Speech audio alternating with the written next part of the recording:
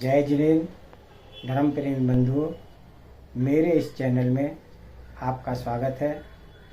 मैं ये छोटे छोटे वीडियो आपको बना करके भेज रहा हूँ ताकि यह जो महा स्रोत आचार्य मानतुंगाचार्य द्वारा रचित है और भगवान की इसमें विशेष रूप से भक्ति की गई है और उसके द्वारा हम अपने रोगों को उपचार कर सकते हैं, प्राणी मात्र की रक्षा कर सकते हैं। उसी श्रृंखला में आज मैं आपको छठा श्लोक के बारे में बताऊंगा और उसे पढ़ के सुनाऊंगा। उसका रिद्धि मंत्र और उसका भावार्थ आपको बताऊंगा और हमारे जीवन में उसका उपयोग किस प्रकार से कर ले सकते हैं उसके बारे में बताऊंगा। विधि वही है, उसी प्रकार से करना है। अल्पश्रुतं सुतवतां परिहास धाम तद्भक्तिरेव मुखरी कुरुते बलान् माम् यत्कोकिल मधौ मधुरं विरौति तच्चाम्रचारुकलिका निकिरैके हेतु। रिद्धि है इसकी रिद्धि। ओम ह्रीं आरं नमो कोटबुद्धिणं झ्रौं झ्रौं नमः। और मंत्र है ओम ह्रीं श्रां श्रीं श्रूं स्रः हम सं थ थ थ ठ ठ ठ सरस्वती भगवती विद्या प्रसादम कुरु कुरु स्वाहा। अब इस श्लोक का भावार्थ को मैं बता देता हूँ कि यहाँ पर आचार्य मानतुंगाचार्य किस प्रकार से भगवान की भक्ति कर रहे हैं और कह रहे हैं कि हे आदिनाथ भगवान, मैं अल्पज्ञ हूँ, शास्त्र का विशेष जानकार नहीं हूँ, तथापि स्तुति करने को तैयार हुआ हूँ। ऐसा करने से निश्चय ही मैं विद्वानों के द्वारा हंसी का पात्र बनूंगा।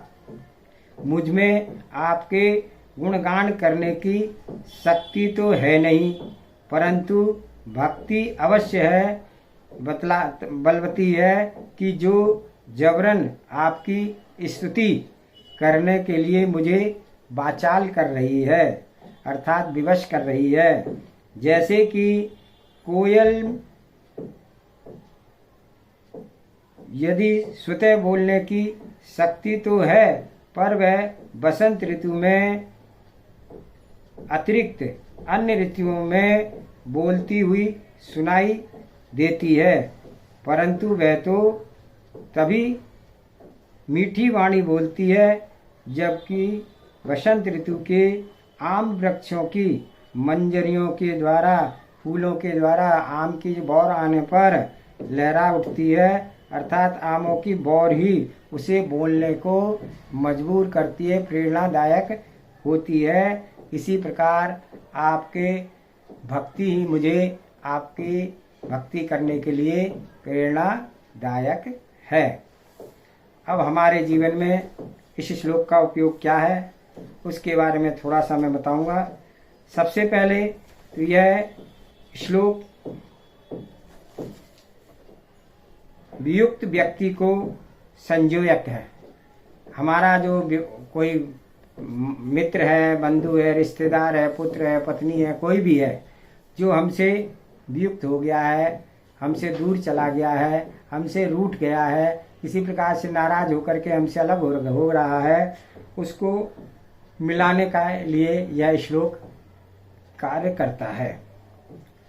विधि इसके लिए वही है कि उस व्यक्ति का हमें पूरा फोटो लेना है, अगर हमारे पास में है और हमसे बोलचाल बंद है तो उसको अगर हम जल पिला सकते हैं तो जल पिलाएं, नहीं पिला सकते हैं तो उसकी फोटो को पर यह मंत्र और रिद्धि मंत्र पढ़ें और उससे भगवान से प्रार्थना करें कि वह हमारे साथ मिलजुल कर रहे, सरल स्वभाव से रहे, ऐसी भावना भाते हुए इसको हम कर सकते हैं। ठीक है। और दूसरा, यह श्लोक बुद्धि प्रदायक है। बच्चा हमारा पढ़ाई में कमजोर है, पढ़ने में मन नहीं लगता है, मन चंचल रहता है, हर समय खेलने कूदने में लगा रहता है, पढ़ता है याद नहीं होता है, स्कूल में जाने का मन नहीं करता है, तो उन बच्चों के लिए भी इस श्लोक का जल पिलाएं।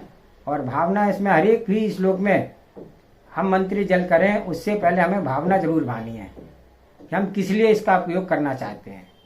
अगर हम उसको पहले अपना उद्देश्य बता करके फिर उस जल को मंत्रित करेंगे और फिर उस देश की पूर्ति को ध्यान में रखते हुए उसको हम पिएंगे या पिलाएंगे तो निश्चित रूप से यह हमारे को लाभ देता है। और इसके अलावा हमारे को पेट की कोई भी बीमारी हो उसमें यह श्लोक काम करता है। लीवर की बीमारी हो, किडनी की बीमारी हो, उसमें यह श्लोक काम करता है। इसकी लीवर और किडनी की बीमारी के लिए 108 बार रिद्धि मंत्र को जाप करके और फूंक मार करके यह जो है जल हमको उसी प्रकार से पीना है। किसी को दिमाग कमजोर है या दिमागी बीमारी है उसको भी हम इसको लगातार इस श्लोक से मंत्रित करके जल पिलाएंगे तो वह भी ठीक हो जाता है। हमारे रिश्तों में सुधार करना है, कोई रूठ गया है उसको मनाना है, टूटे हुए रिश्तों को पुनः जोड़ना है तो इस श्लोक को 9 बार पढ़ करके जल को उनको पिलाएं और खुद भी पिएं तो निश्चित रूप से वह हमारे रिश्ते भी आपस में जुड़ जाते हैं। शिक्षा के लिए, IQ और मेमोरी बढ़ाने के लिए, मन को संतुलित करने के लिए यह श्लोक काम करता है। मंद बुद्धि को बुद्धिमान बनाने के लिए यह श्लोक काम करता है। इस प्रकार से ये अनेक प्रकार से यह श्लोक हमारे जीवन में लाभदायक है। आशा है आप सभी इसका लाभ लेंगे और अपने बच्चों को और जो बच्चे पढ़ाई करते हैं उनको भी इस श्लोक का मंत्र का जाप करने को कहेंगे तो निश्चित रूप से वो जो है बुद्धिमान और अच्छे विद्यार्थी बनेंगे, पढ़ने में सदा अव्वल रहेंगे, ऐसी मेरी आशा है। आप इसको अधिक से अधिक शेयर करें, लाइक करें और ताकि सभी लोग इसका लाभ उठा सकें। सभी को जय जिनेंद्र।